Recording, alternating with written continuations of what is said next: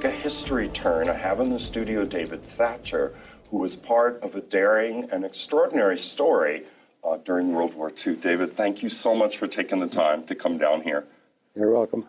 So, can you tell people a little bit about your background, where you were born, and how you got into the military service?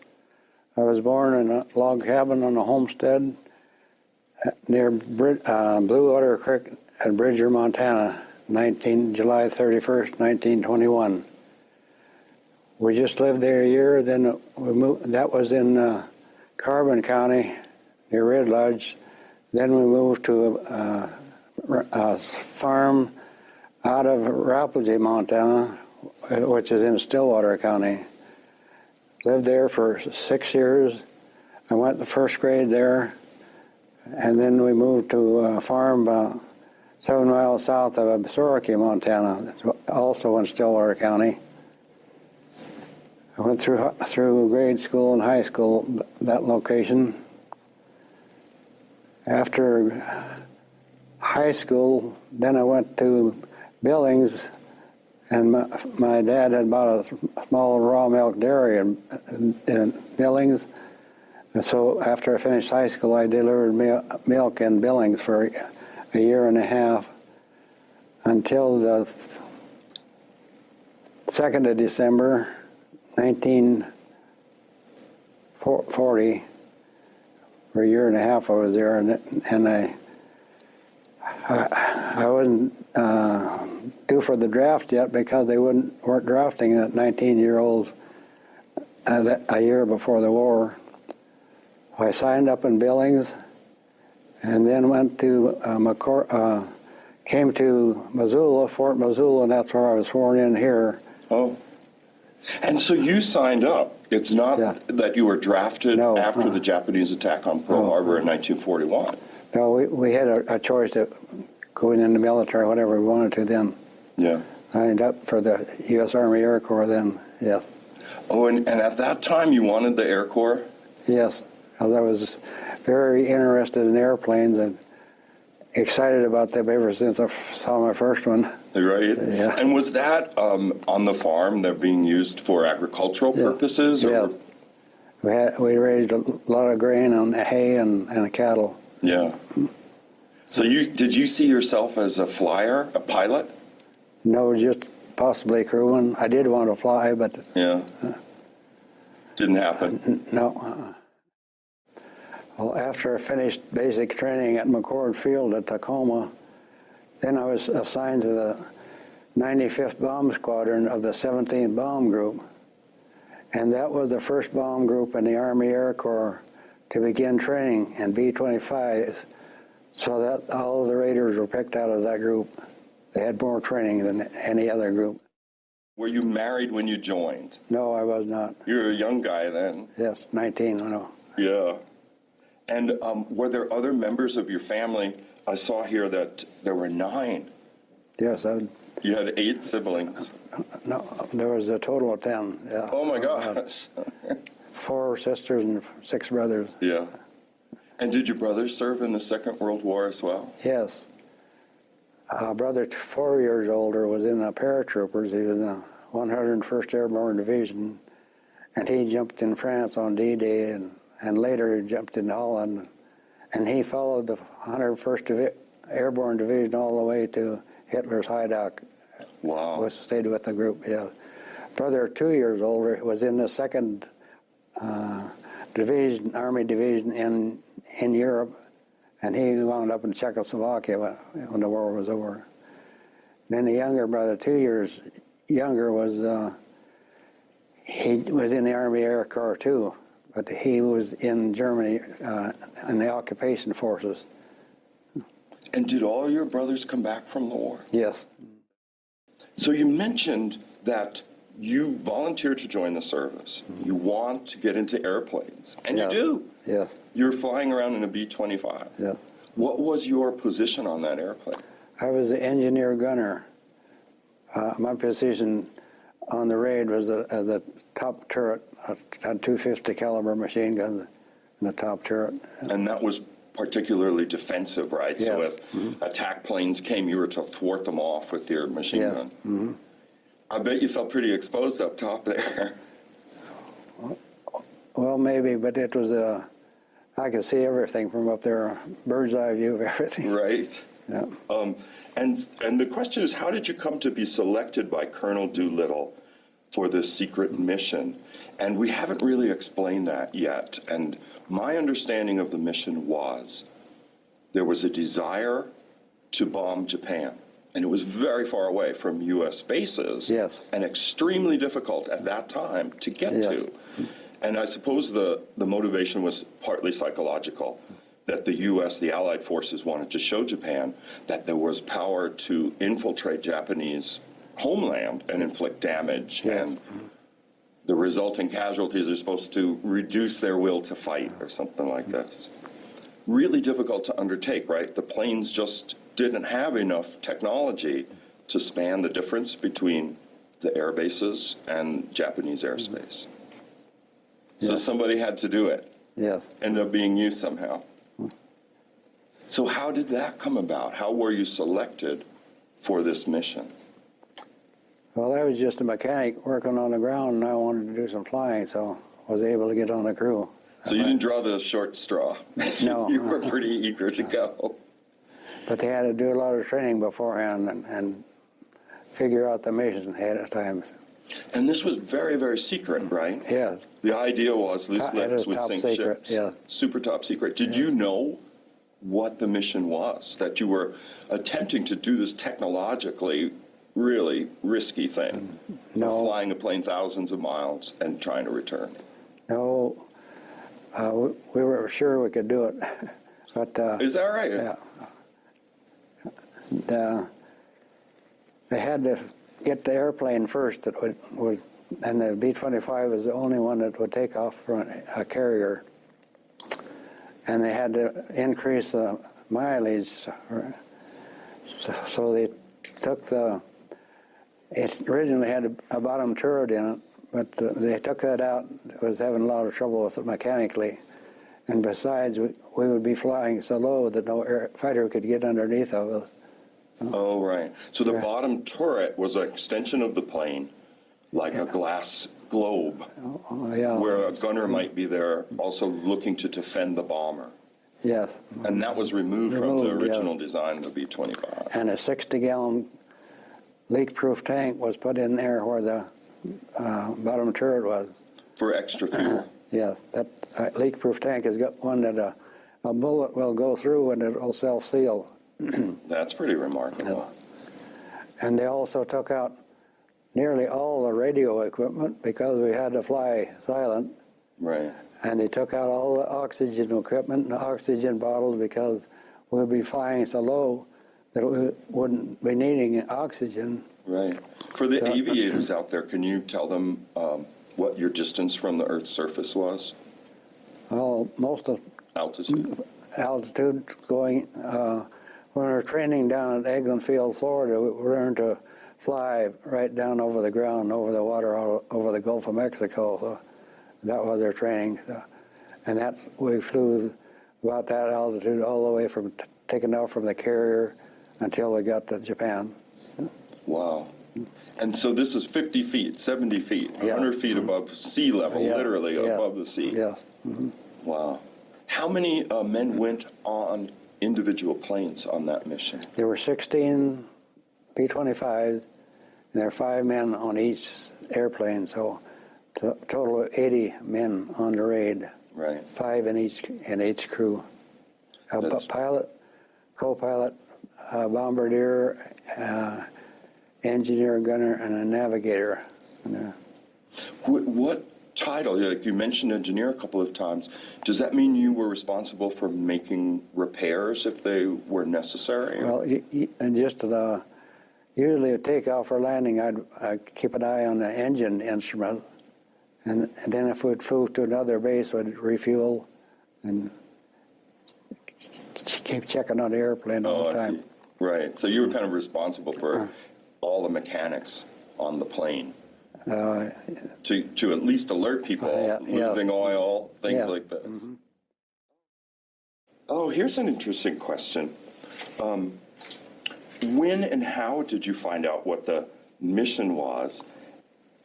Well, they didn't tell us until we got on the carrier exactly where we were going to go. Yeah, and what was going through your mind when they said you're going to do a bombing raid on Japan? No, well, we had a Navy pilot from Pensacola, which is pretty close to Fort Walton Beach, where the Eglin Field is. He checked out all the pilots, make sure they could get off in 400 feet. They first started. Ordinarily, it'll take B-25 would take over 1,000 feet to get off. So they took all the weight out of the airplane they could, just a small amount of gasoline left in it, and then they'd started about 800 feet. They had a runway marked off at an auxiliary field at Eglin Field, out in the trees where nobody could see what we were doing. Oh, and the idea was to rehearse taking off from a carrier on a very short runway. Yeah.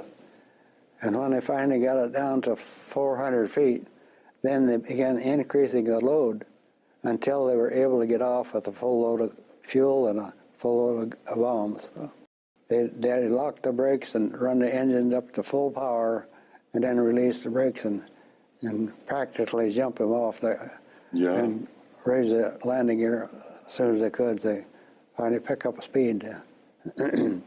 That's pretty amazing. Did you had to be on board during these practices? Yes. Mm-hmm. Yeah.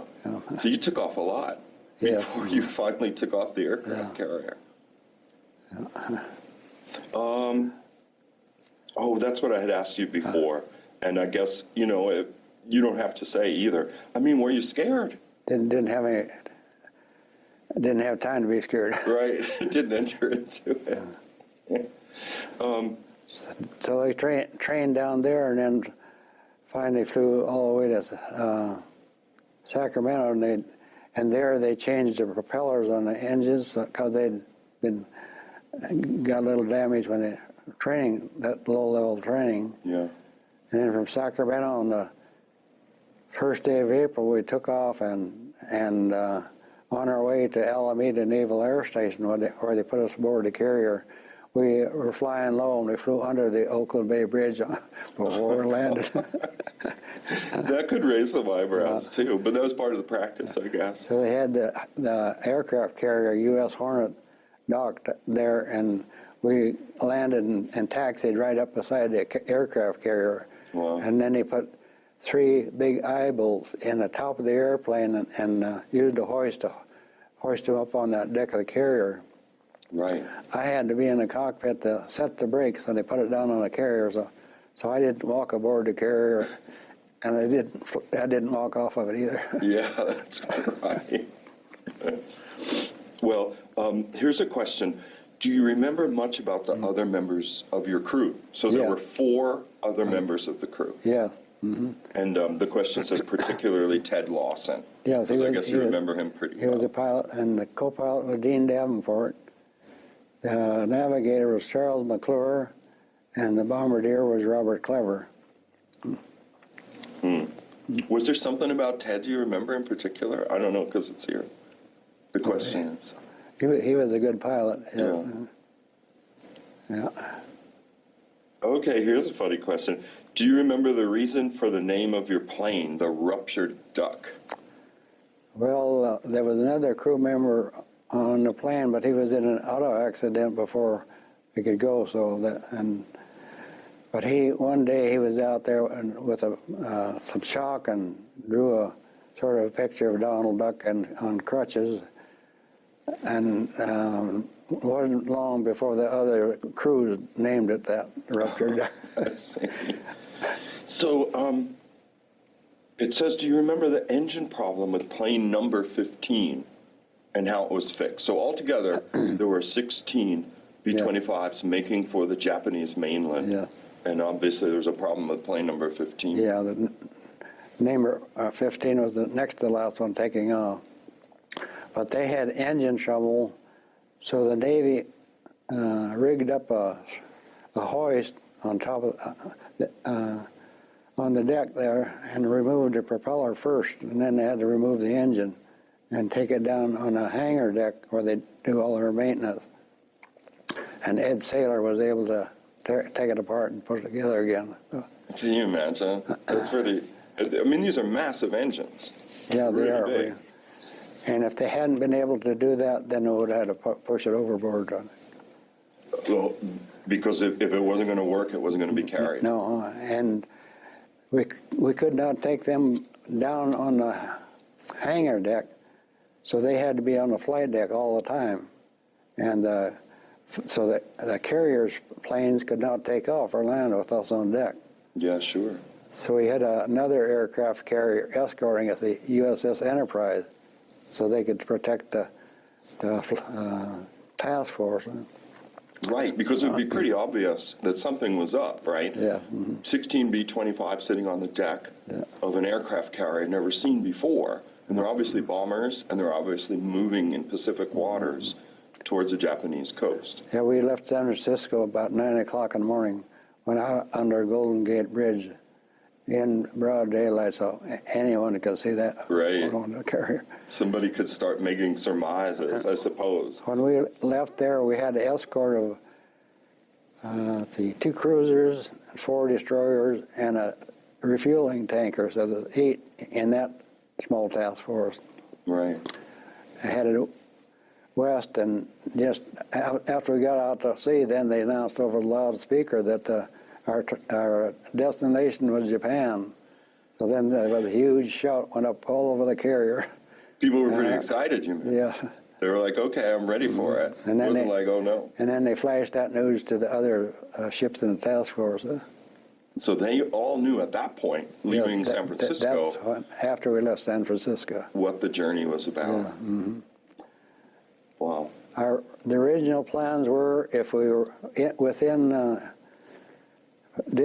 flying distance of Hawaii and met a task force out there, an enemy task force, then we were to take off and fly to Hawaii, or if we were within flying distance of Midway, the same thing. Or if we were within flying distance of Japan, then had to take off. Otherwise, they would have had to push their airplanes overboard so the Enterprise could get its airplanes in the air. But then the 13th of April, we met another small task force, and it also had 4 destroyers, 2 cruisers, and a refueling tanker, and a USS Enterprise, another aircraft carrier. So then after the task forces joined, then they headed west towards Japan.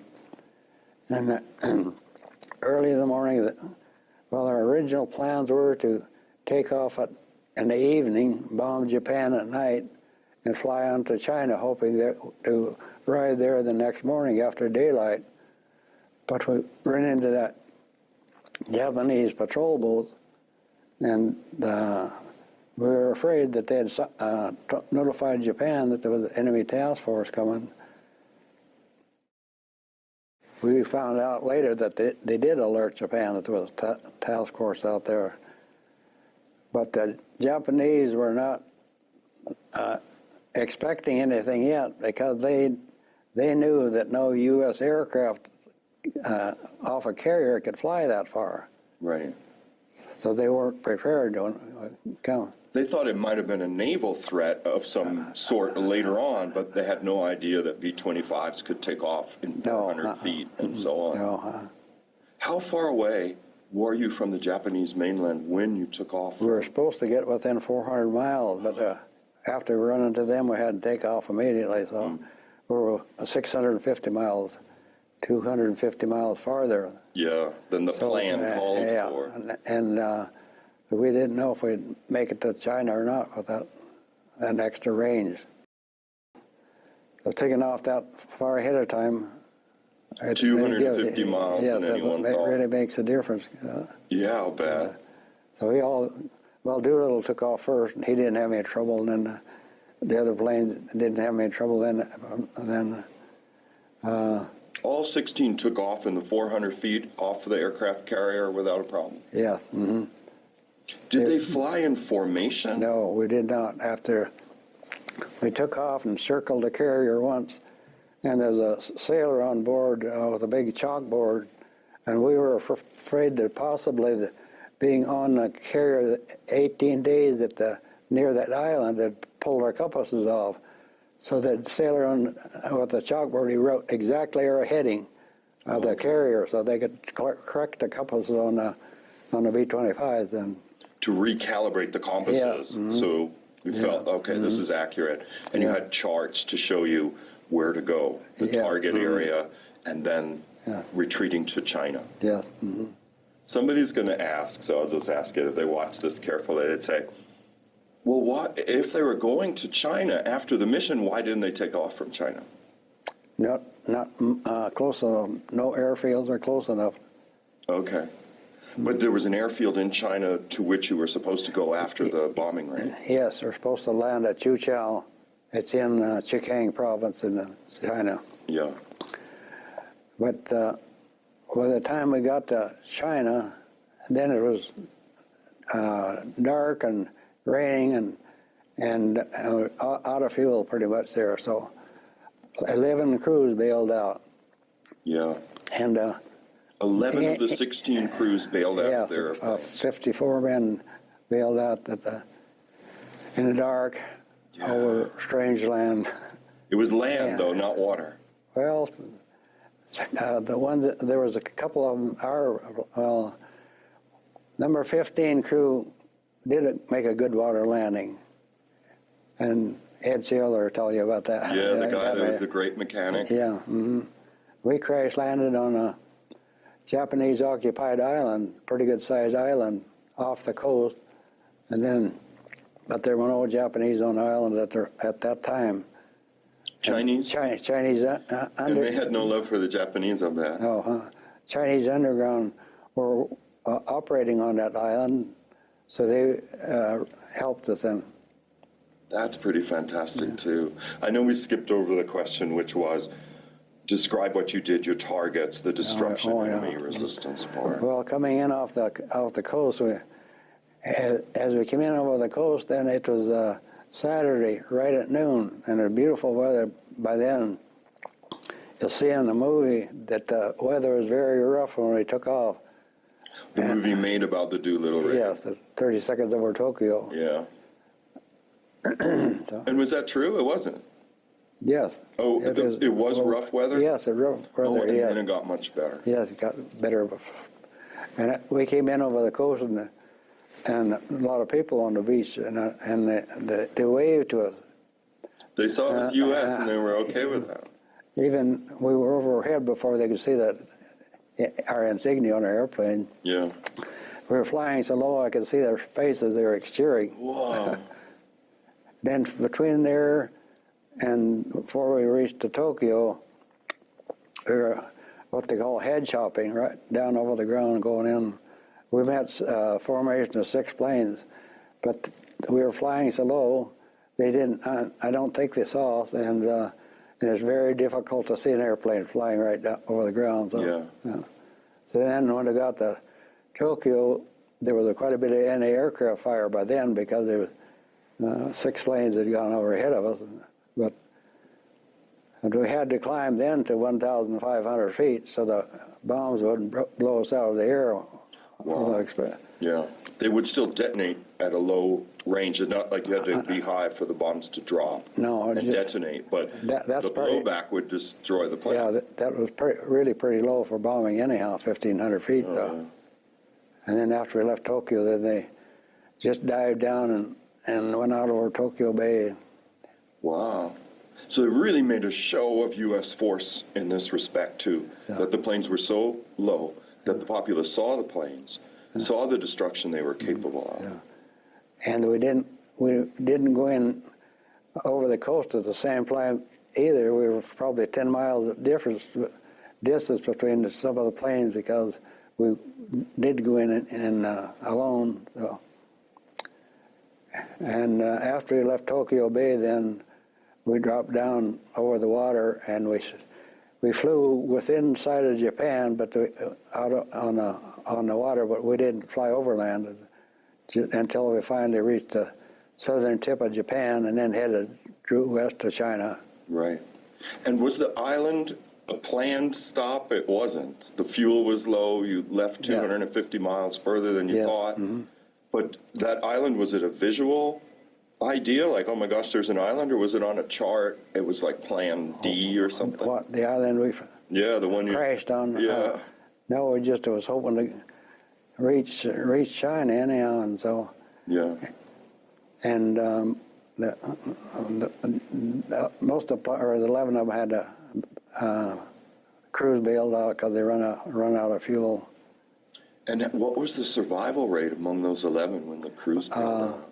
All of them that had to bail out, they survived the bailout. All 54. Yeah.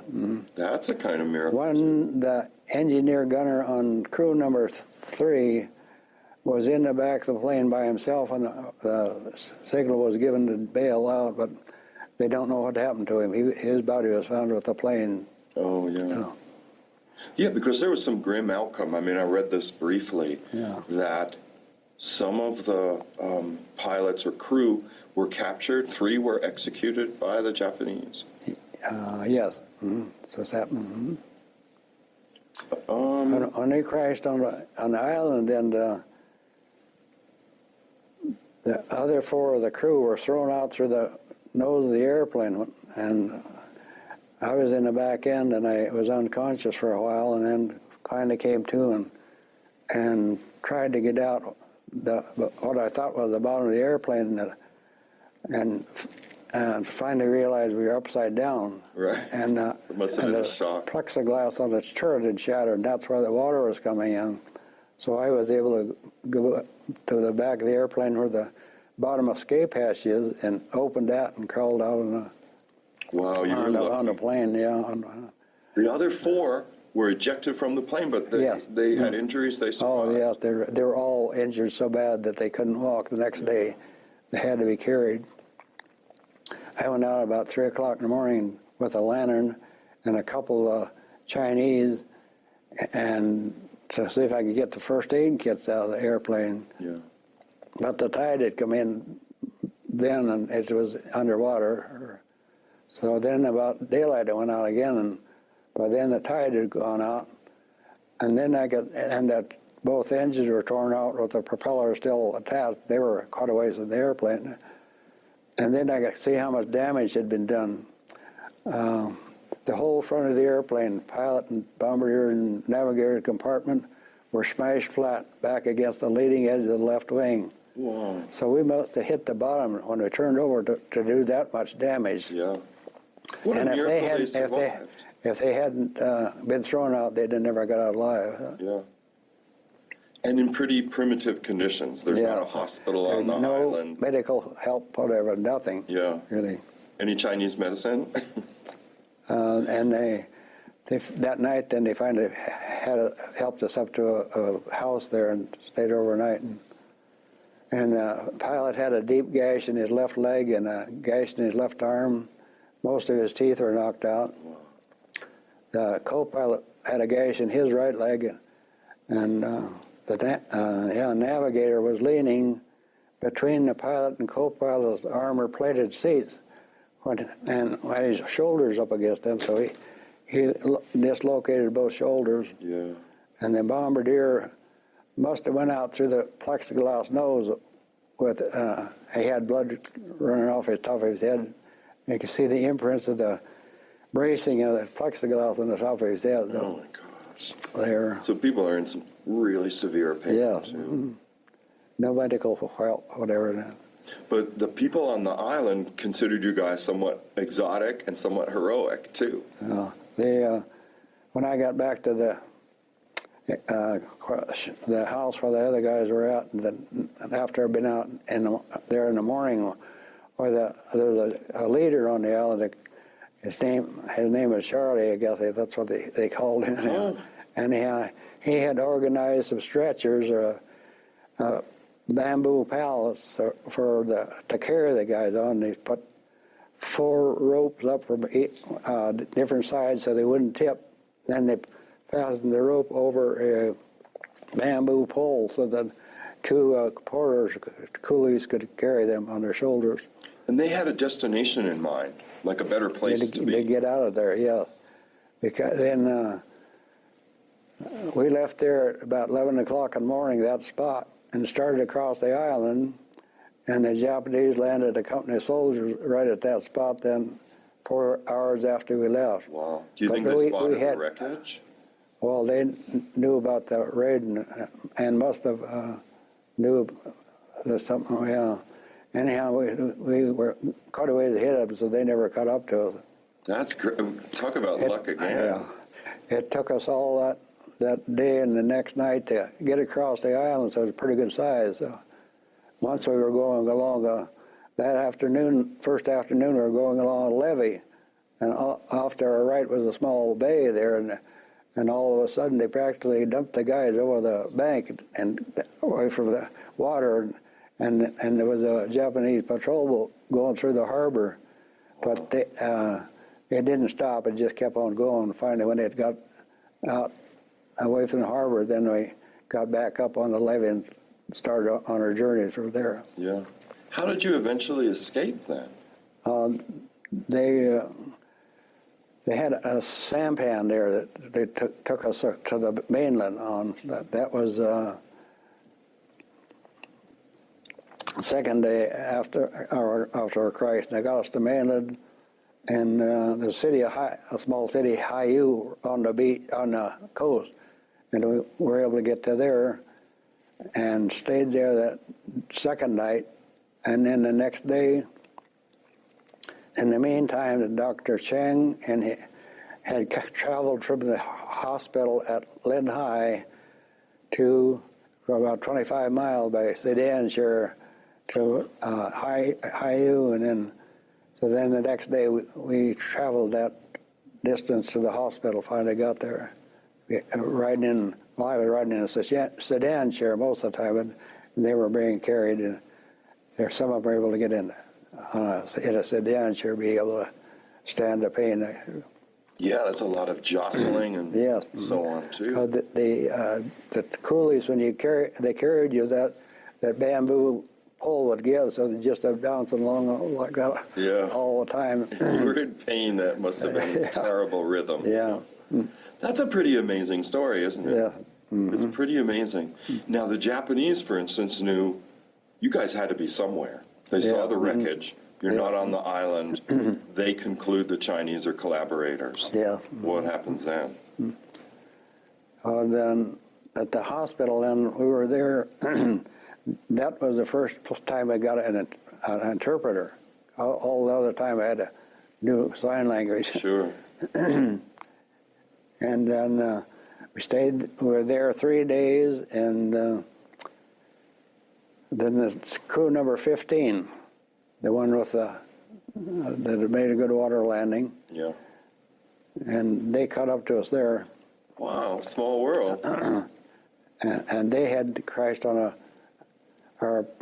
made a water landing near another island and on that crew was the doctor that had taken gunnery training so he could go along with a gunner. So, this is pretty lucky as well. Yeah, so you have a U.S. doctor that you reunited Doc with. White, yeah. Mm-hmm. So then the co-pilot on the number 15 crew had the type of blood that Ted Lawson had. So the Doc White was able to give him a couple of blood transfusions because he was in pretty bad shape by then.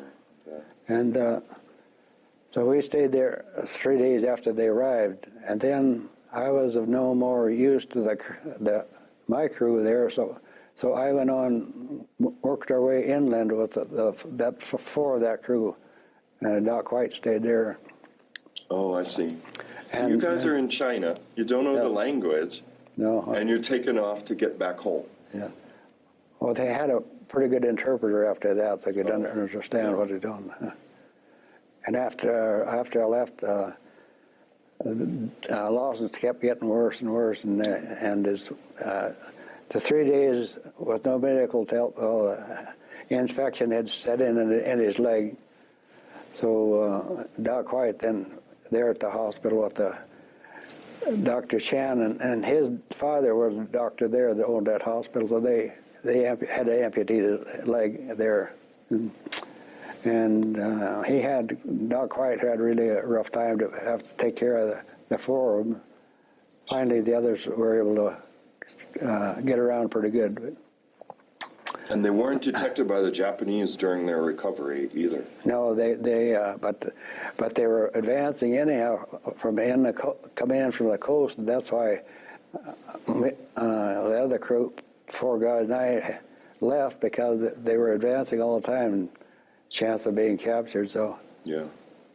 And the Chinese had been fighting Japan for 4 years, and they blew up all the roads, all the highways along the coast to slow the advance of the Japanese. So all we had was trails through the rice paddies to travel by walking in sedans here and working our way inland. Finally, after quite a few days, we finally reached a place where there was the trail was wide enough. We rode in a rickshaw all one morning, and then finally got to a place where looked across a small canyon there, or a draw, and there were some automobiles waiting for us. Wow, that must have seemed like the height of luxury, right? And we traveled by boat and walking and train, and before we finally reached a big city on the Yangtze River, Hanyang.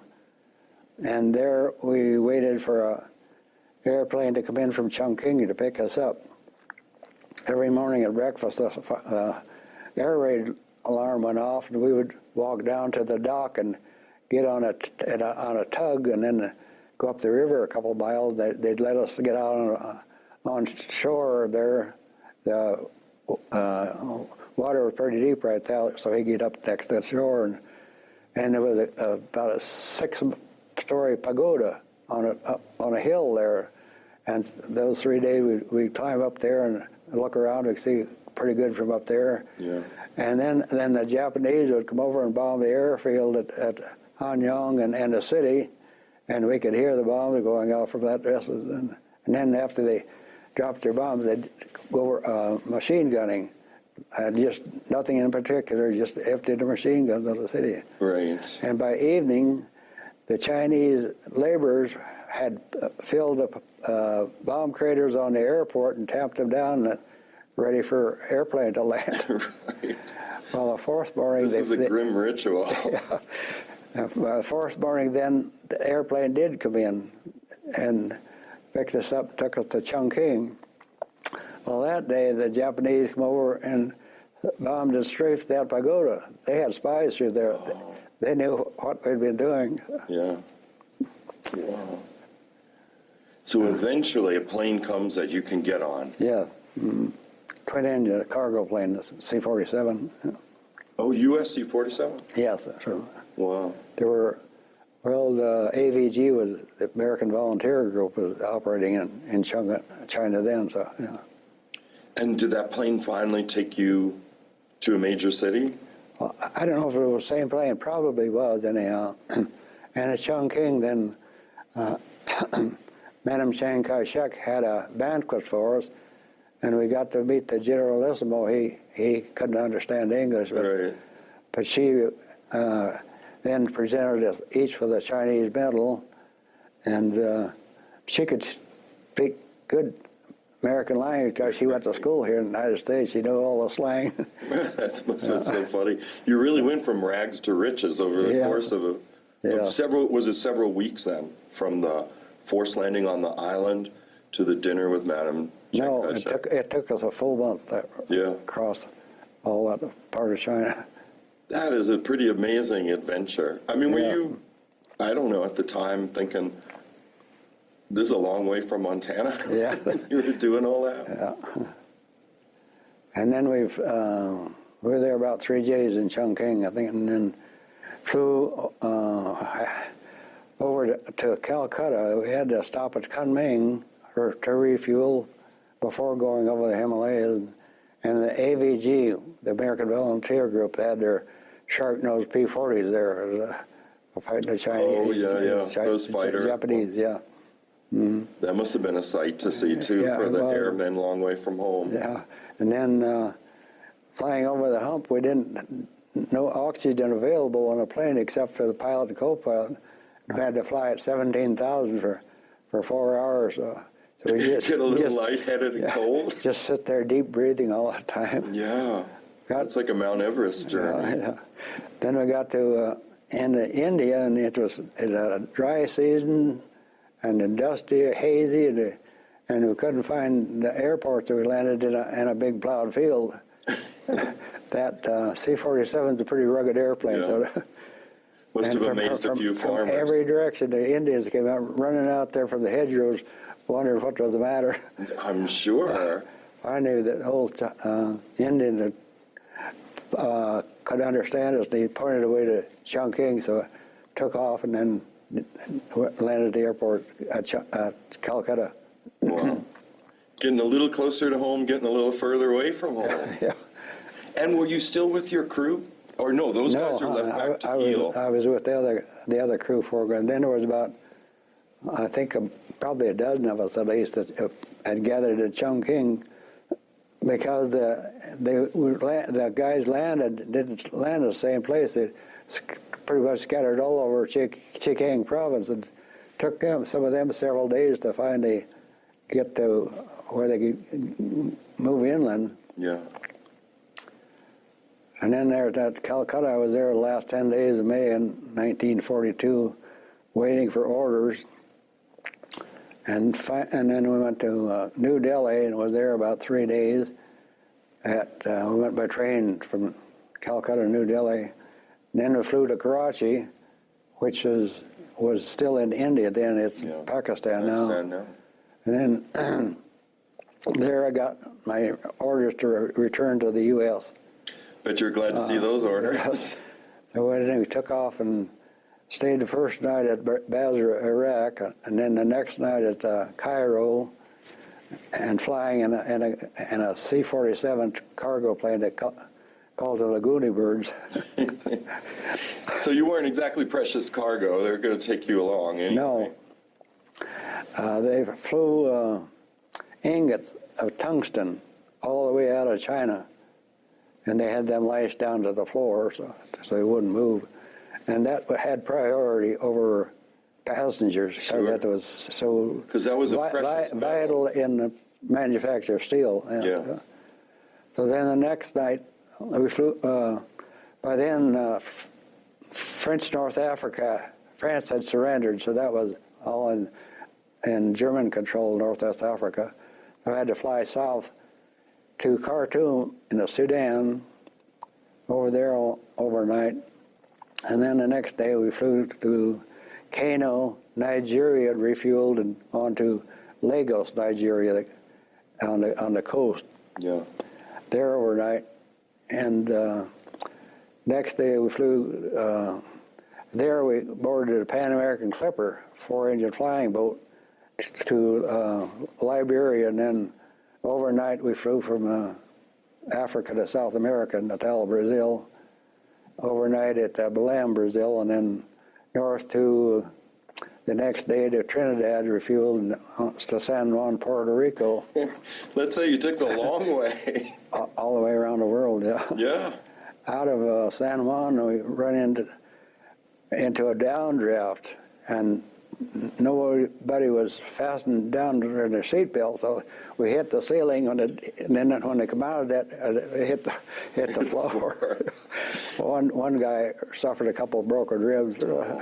They always tell you wear your seatbelt on the airline, even when the sign is off. They had bench seats along each side of the airplane, and they had seatbelts on there. Sounds uncomfortable anyway. Yeah. You want to take them off. And we stayed overnight in San Juan, Puerto Rico. The next day, made it to Miami, and overnight there, and then the next day to Washington, D.C. For a little recognition, I should hope? Yes. I met quite a few more of the crew then, and General Doolittle was there by then, and met him. And then on a Saturday, I think it was about probably 20 of us were lined up there at the airport at Bowling Field, and we presented. They presented us a distinguished flying cross there at the. Yeah, were you pretty excited at that point? Yeah, pretty well. Yeah, bad. And what about your family? Did they know about your journey? Like that at some point they knew, okay, he made it through? Or did they have to wait to read about it in the funny papers? No, Doolittle got back to the United States in about a month after he bailed out of there. And he wrote a letter to all our parents or spouses or family, let them know that we were okay. Oh, that's good. Yeah. But it took a month. Yeah, that's for him to finally get out of there. So as far as your people knew, you were on a special secret mission, and I'll call you when I call you. I don't think they knew I was out of the United States. I don't know. Did you want to go back in? Were you like ready for more fighting? You're like, okay, thanks. That was a great ride. No, I think I'll go back to some dairy farming. Stayed in the service. Yeah, I had to be in the service then. Yeah. And then I flew. Ed and I, he was with the crew there too, and we flew back to. Well, he had to get off at Bismarck and go the rest of the way by bus because Jordan is east of Billings Airport, so and I flew into Billings. And so you're pretty close to home. Folks, yeah. I bet they're glad to see you and hear this story. Yeah, well, I couldn't tell them anything about it. Oh, you couldn't at that time either? No, just that I'd been over Japan. I could tell the public what happened over Japan, that was all. Yeah, none of the particulars. No, nothing until that. The news was released a year later. Yeah, that's interesting, because this was really done to have a psychological impact on Japan, not necessarily the United States. That bombing planes had reached Japanese airspace. It boosted the morale of the Allies then, and it did the opposite to Japan. Yeah, that's what it was supposed to do. Big cost of war. Well, we mentioned the Distinguished Flying Cross. Yes. And that's what you received in June 1942. Yeah, all the Raiders received that. How many were there for that ceremony of the 90? And Washington? Yeah. Probably maybe 15. I don't know. We're all lined up in there. There's pictures of us all lined up. And I was the lowest ranking. I'd been on a corporal. Oh, yeah. I was clear at the end of the line when Hap Arnold, the commanding general of the Air Force, presented me with a medal. Yeah. And Doolittle was there right at that time, too. So there were 3 enlisted men, and the rest were officers of the. Oh, I see. The crews were made up probably about 20 to.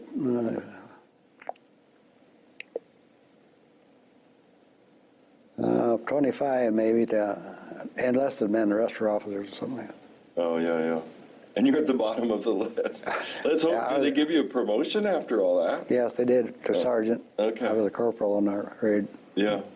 There were 2 other fellows that were killed on the raid. The airplane that took off before we did, they made a very rough water landing, and the engineer, gunner, and the bombardier were seriously injured. Their bodies were washed up on shore the next day, and the other 3 of that crew were captured by the Japanese.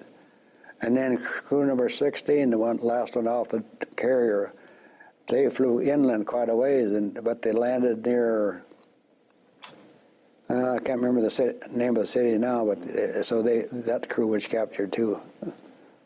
Right, and some of these crew members were executed. Yes. 3. I read that, and I was like, they took 8 prisoners, and 3 of them were executed. They were all flown to Tokyo and tried there with no interpreter, and they were all sentenced to life in prison. And then they were flown back to China, and 6 months after the raid, 2 pilots and the engineer gunner that were captured were executed, and the co-pilot on crew number 6 died in prison from malnutrition. So there was 4 lived through the war then. And 4 were eventually liberated after? Yeah, they were all just walking skeletons, and they were liberated from there. Yeah. Oh, the Silver Star. Do you want to talk about that award and decoration a little? I guess I was presented that for helping my crew, save them. Yeah, I guess. Yeah. Because I had been there to help them, I'm sure we'd have been captured. Yeah, I mean, that was a lot of responsibility. It sounds like you were the most able-bodied. Yes, I was the only one that wasn't hurt. I was able to walk, so. After the war, did you guys get together quite a bit, or you don't say, let's Doolittle Raiders get together, because it's yes, pretty... they had reunions every year except 2 years since World War II. That's a lot of reunions. It is. I think Doolittle, pretty sure, in December of '45, he put on the first one in Miami Beach. So, and then they did. I don't think had one in '46, so it was too close. Then they started in '47, I think. Yeah. Did you go to a lot of them? I went to more than 40 of them through the years. Yeah, that's a lot. And after a while, then they had the wives come too. So my wife went over more than 30 of them, I guess, over the years. Did she? Did she get bored? Did she say, oh, or she enjoyed them? Oh, yeah. She didn't want to hear the story again. She's like, no, don't let him tell that story again. The silver goblets, what are they? Well, they are, the city of Tucson presented the Raiders with silver goblets in the reunion there. And that year, they're, probably that high, I think. And then, our names are on them right side up and upside down. Oh, so you can drink enough to... During the year, if a Raider has passed away, then they have a toast to all the Raiders. They read the names of all the 80 men of every reunion, and the ones that are... The ones that had died in the previous year, they turned their goblet upside down, and they got a case for it there. And it used to be at the Air Force Academy at Colorado Springs until a few years ago. Now they're permanently at the Air Force Museum in Dayton, Ohio. So there's still 4 right side up. Right.